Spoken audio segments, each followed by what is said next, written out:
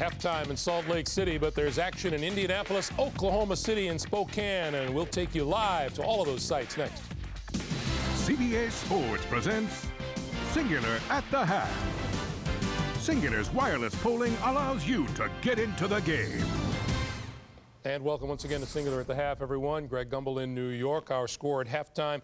Central Michigan leading Creighton by a score of 38-22. I'm joined by Clark Kellogg, and mid-major sometimes means good teams that a lot of people never heard of or really don't know they can play the game of basketball. The Chippewas are good. They're really doing a nice job defensively. They're getting balanced scoring. They've disrupted Creighton to the point where Creighton averages 13 turnovers a game. They had 14 turnovers in that first half. All right, Clark, and it's a 38-22 Central Michigan lead at the break. Meanwhile, in Indianapolis, Western Kentucky trails Illinois, but not by much. Just a couple of minutes into the second half. Let's take you to the RCA Dome and join Gus Johnson and Len Elmore.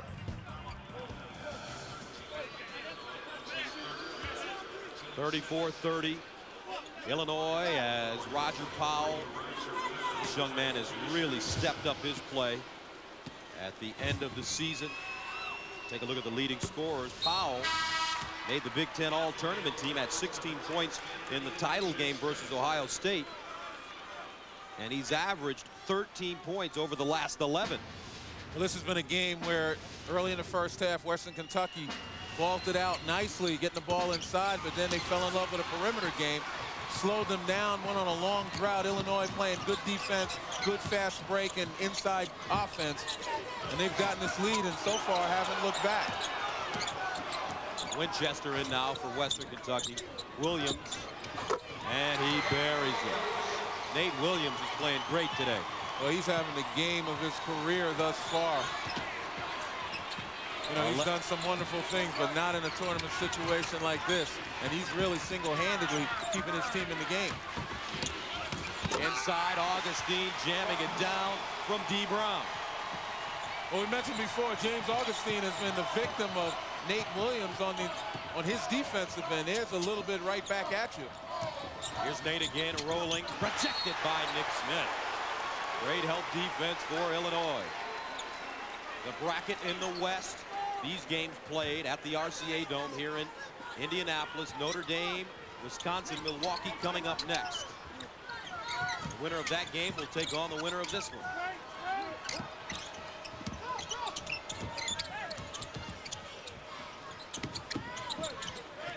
Winchester steps into a jumper and rips it. And there's nothing wrong with the perimeter shot as long as you explore the interior and you kick it back outside. Those long jump shots flow much better when you go inside out instead of doing it along the perimeter. There's a 5-second violation. A lot of dribbling done by Darren Williams. And Illinois turns it over. Tight ball game in Indy. We'll keep track of it. It's a 1-point Illinois lead right now. Meanwhile, in Oklahoma City, Arizona State and Memphis. This is a 5-point game. Sun Devils on top. Let's take you there live and join Kevin Harlan and Jay Billis. 3-point try by Anthony Rice, no good. And a long outside shot. Diagu knocks it in. He's got 14 points. This is their center, a 6'8" freshman who is knocking in shots from all over the joint. If he can't get it down low, he will go outside and get it where you give it to him. Rob Evans was telling me before they played UCLA earlier this month that Diagu has been drilling shots from the perimeter. And it's just a matter of time before he starts stepping out there and making that a regular part of his game. And as the trailer, he comes down, no one guarding him because they're waiting for him in the paint. And he makes him pay. Well, he just picked up his third personal foul. But on this 11-0 run by Arizona State, 8 of those points by Diagu. So now some substitutions. Grice is back in the game for Memphis Tigers, the 7th seed. Arizona State, number 10, way outside. Long three by Grice. Rebound by the 6'1" Millage. And Memphis may not be turning the ball over, but they are taking some bad shots, which are the equivalent of turnovers because they're unable to rebound those shots. Arizona State much more patient in this second half, moving this defense from side to side before attacking it.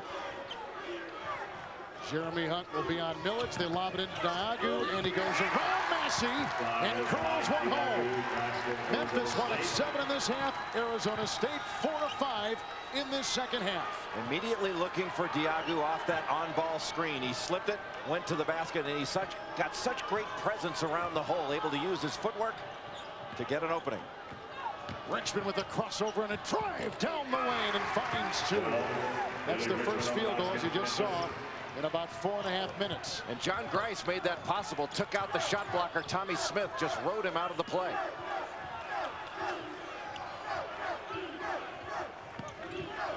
Now it's Diagu pulling Massey away from the basket.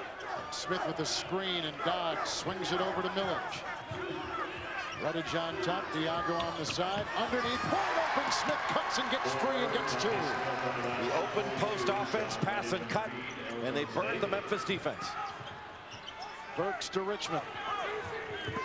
And inside the double and triple team Massey. Somehow, someway, that kid has found a way to make it work. Contorting his body, another jaw-dropping move inside by Massey. A third foul put on Smith. So Memphis trailing Arizona State now 47-39. After an extraordinarily long delay, they're underway in Spokane. I don't think that the turnstile has come to Spokane, Washington yet. Let's join Tim Brando and Bob Wenzel.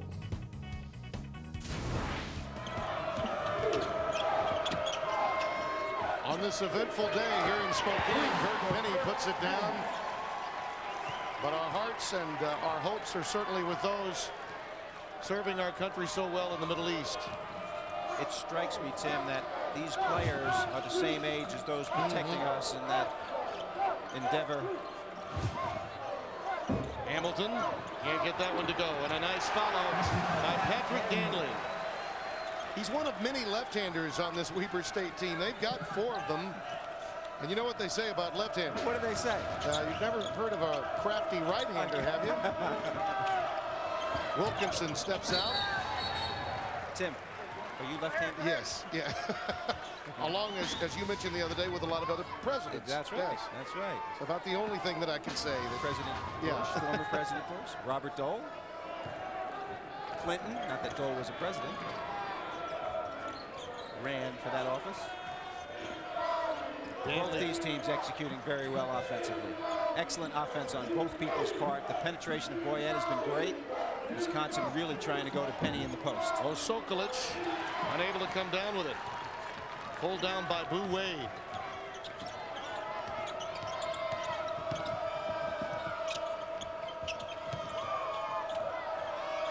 Devin Harris content to be a passer right here. Scored the first 2 of the game. Since then has just been looking to distribute. Has very good quickness. Penny wants it. He's got a mismatch down there too. Quickly doubled. He gives it up to Helmick. What presence of mind by Kurt Penny, and that's what makes him so very special. All right, Tim and Bob, thank you. The Badgers in charge at this point, coming up on the halfway point of the first half, 25-19. Here's the question for the Singular Wireless fan poll. You think the number 16 seed will ever upset the number 1? Singular Wireless users send vote to 171 or log on to cbssportsline.com/singular. We'll have the results later in tonight's coverage. Thank you for joining us here on Singular at the Half. We will send you back to Salt Lake City for the second half of Central Michigan and Creighton right after this. CBS Sports presents Singular at the Half. Singular's wireless polling allows you to get into the game.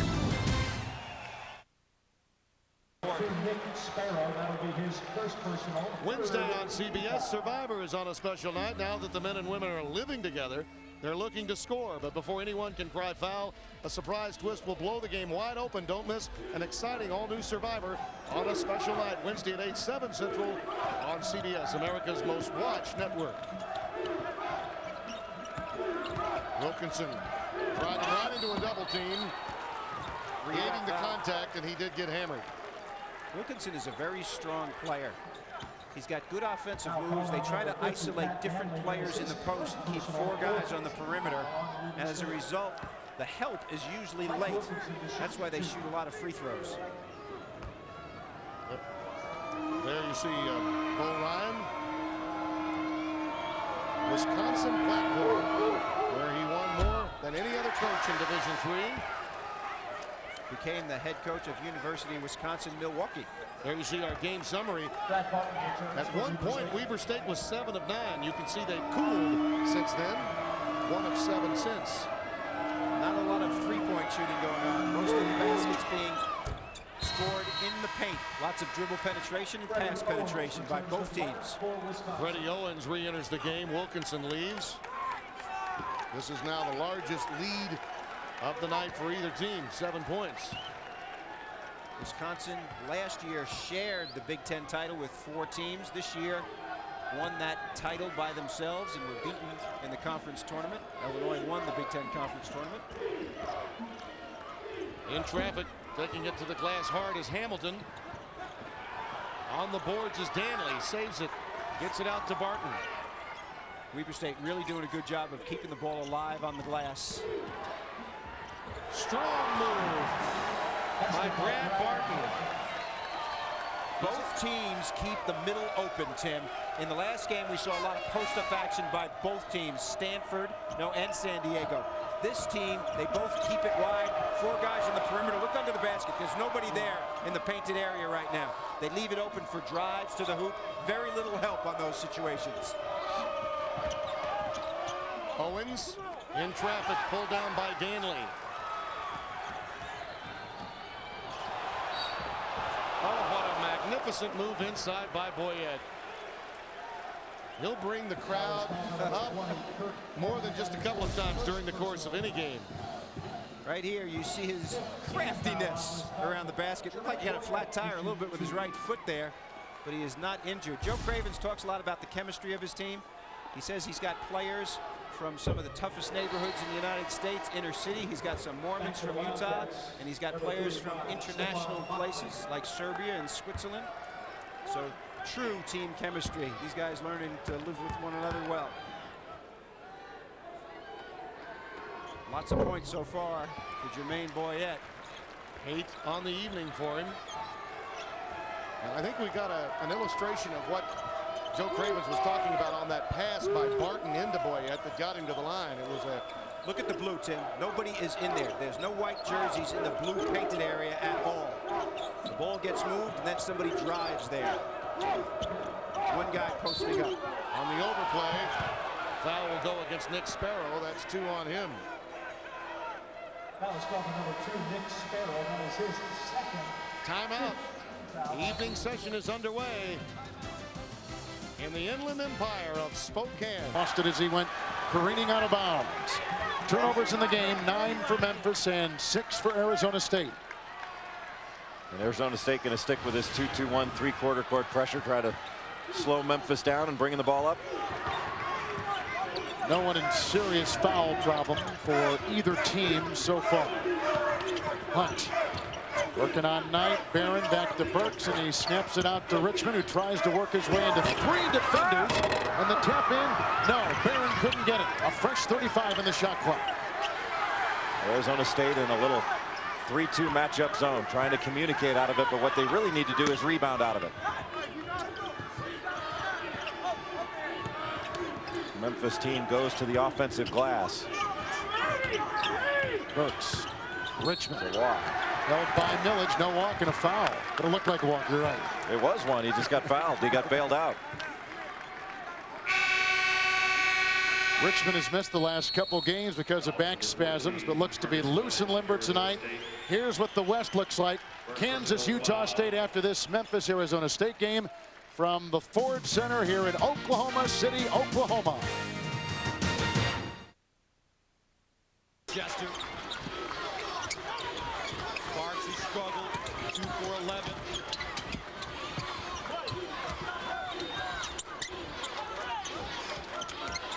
Well, look at the man-to-man defense right now. Everybody with the ball has got to go to triple threat. Got to read that defense. And Nate Williams with the answer. Nate Williams having the game of his life. 15 points. Ties it at 48. He only averages 10 per game. And how often this afternoon have we seen people step out of character, play way beyond their seasonal capabilities, rising to the occasion. That's Nate Williams today. 9:30 remaining in the second half. We're knotted up at 48. Dreamcatcher. And by Coca-Cola. Snow-capped Wasatch Mountains to the east of Salt Lake City. Cold was Creighton. And later on tonight, coast to coast, you see 5th seed Notre Dame, 2 seed Kansas, 3 seed Duke, 4 seed Dayton, all taking on good opponents. As our first day of the tournament will wind down on CBS. This has been a very interesting day, as I'm sure you can all appreciate, with the coverage of the war on CBS News most of the afternoon. Our thanks to our friends at ESPN. Back on CBS tonight. I plan to be with you tomorrow right here. It's Burks to Richmond. Rob Evans sticking with that 3-2 zone and an offensive foul. Terrific job by Kyle Dodd moving the feet. Richmond picks up his first. Or as our friend Bill Raftery says, he's shuffling the puppies. First personal foul. 13 foul. It's a very good Number 10. impression. Rodney Carney returning from Memphis. Richmond will check out. So Barron is out there. They bring in Rodney Carney, who has been quiet so far. Anthony Rice in the game with Massey. And Antonio Burks, that's the 5 for the Tigers.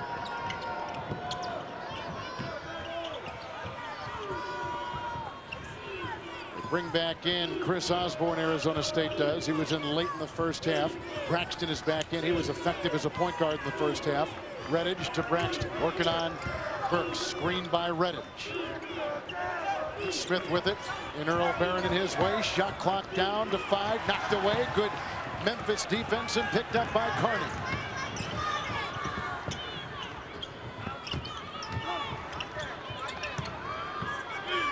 This zone has been very effective for Arizona State. There's been very little penetration. It's gone around the horn, but they've not penetrated inside with the dribble or the pass. Carney, Barron, Osborne right there, good defensively. Shot clock at 9. Got to attack it off the dribble, attack those gaps. Rice for 3, good! Anthony Rice, the sophomore from Atlanta, knocks in a 3 and brings Memphis to within 5. Moments ago, the Sun Devils led by 11. Anthony Rice, an excellent spot-up jump shooter. And Rob Evans wants to talk it over. Timeout taken. Arizona State is thrown cold and Memphis is heating up. And a steal. Well, Boyden takes it right back. Head thought he had a turnover. Biddenoff, the floater. Ties the game up at 50. The winner here will take on the winner of Notre Dame, Wisconsin, Milwaukee. Coming up next, all 4 teams participating in the West region. Luther Head arrives at fire and hits.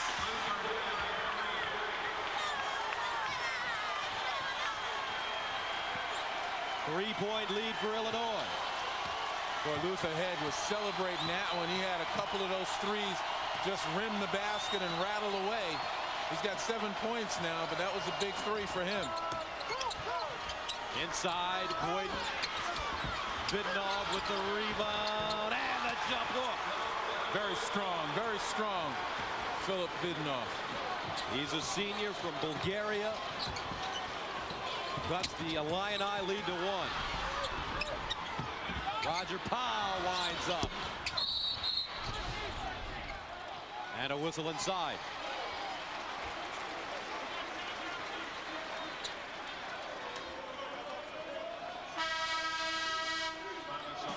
We'll sort things out. 7:36 to go. 53-52 Illinois. 45. The cut pass by Millage inside to right. The cut was there by Tommy Smith. 2 quick baskets and it's a new game. And the lead is 9. He's got a good-looking jump shot. He can put it on the floor, take it to the basket, and go strong to the offensive board. Merriman and Wallace is going to the bench for a little rest. They really deserve it. They are the reason that Central Michigan is ahead. their pressure on the perimeter has been just something that Creighton cannot handle. Korver committed the foul, his third, but Dana Altman elects not to take out his best shooter. Mansell gets a breather as Brandon Voorhees replaces him. Creighton shooting 25% from the floor. They made only 7 field goals in 28 attempts. Their attempts cut down because they turned it over so often. Little Carr, he's got to be a foot and a half shorter than Dabbert. Ducked in there and got the rebound. Came in inside. Voorhees to Carr. After Michigan passing up some three-point chances. Robinson back in. Down to Kamen. They wait for the double team and then they look for the three. He's done a real nice job of getting the ball out to the shooters very, very quickly, not holding it, getting himself in trouble. Joe Carr gets his name in the book with his first basket.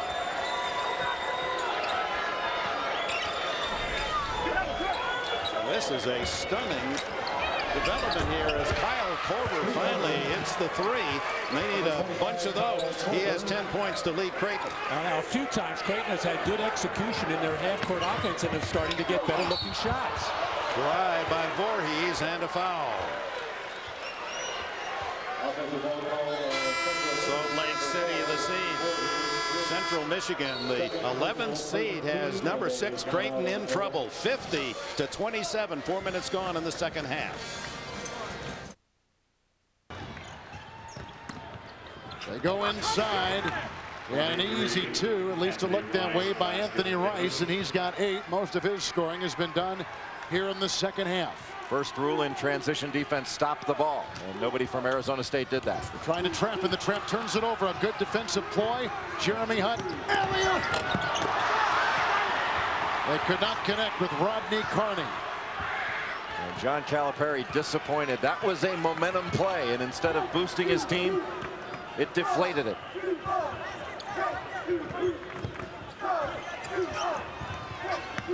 Braxton had just hit the 3. There's Smith and Redditch and Millage. Screened by Redditch. That's all Millage needs. Smith, he walked. Got to take that shot right away. It's there. Pull the trigger. Well, Memphis can pull off this play as well as anybody in the country. Rodney Carney couldn't hit. Memphis down 57. Unselfish. Osokolic is fouled inside. That's a good problem, Tim. That's a nice kind of problem to have. Wisconsin's team plays very well together. They look for each other. They're unselfish to a fault, but they're also solid offensive. All over 13 times on average during the season, but they've got 12 thus far, and we still got 7 minutes left. And here comes Sparks. Patrick, their leading scorer at 14 a game. 2 for 11 tonight. 1 for 8 from downtown. Wells pops out on the baseline. Nicely done. Got his shoulder square and took a nice shot. Well, that was a called play right there. Very well executed by Western Kentucky. These teams, when they need to, they're setting hard picks and getting people free. 54-53. Hilltoppers. Luther head. Tapped around. D. Brown saves it. Another rebound for D. Brown, his 7th. Now Cook. And he's fouled. And a look at the tournament summary. The Big 12, Pac-10, 4-0 so far. 5 games have been decided by 5 points or less. Number 1 Arizona, number 1 Oklahoma advance. Illinois, they are a number 4. Ryan Cook gets the first free throw to go. The Fighting Illini, winners of the Big 10 Conference Tournament, number 2 during the regular season behind Wisconsin. You talk about games that are decided by 5 points or less. We're heading towards another one right now, and you can tell by the stickiness of the defense and the deliberateness on offense, because you got to execute against this type of extended D. Luther head, raking it away. He's fouled from behind.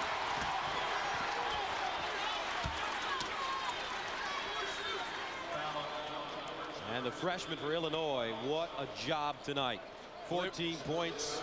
They've really stepped up. You look at these guys here, and again, this is the biggest game of their lives thus far. And they're not playing like freshmen. They've been through a whole season. So, you know, only Augustine has had a little bit of a problem on the defensive end, but he's more than made up for it on the offense. So Lutherhead makes the first. And there he is, only a freshman.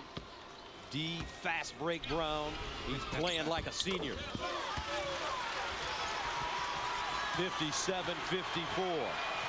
Lutherhead 9 points, 4 rebounds.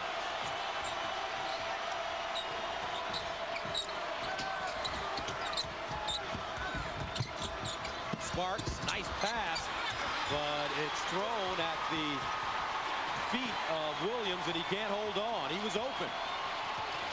That was a good thought by Sparks, but a poor pass down at the feet of the big man. It's always a poor pass if they don't catch it.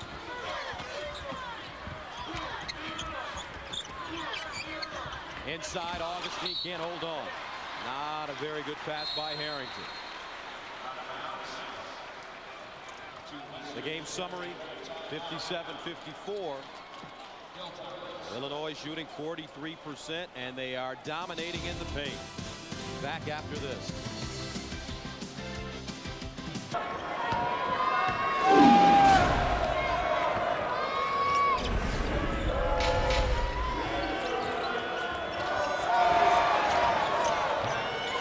Stevie Morrison on the floor, number 43 in purple.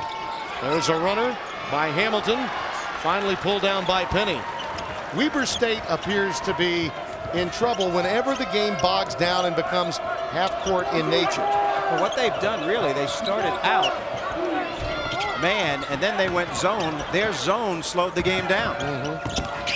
That is some quickness there. Owens with the jump stop. Wilkinson, well, he did call timeout, but didn't get it until late. I believe they're going to say he was out of bounds first. So Weber State gets it, and Freddie Owens is down. Owens is down. Thank you. Owens is hurt, holding his right ankle or high ankle. He's got great quickness, and he penetrates into the lane here. Take a look at his right ankle as he comes down. See if he comes down on somebody's foot. He does.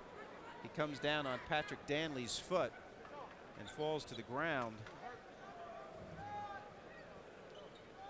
Probably won't be able to see it right here, but he comes down on Danley's foot and then immediately goes to the floor and grabs at his right ankle. How severe that is, it's difficult to tell at this point.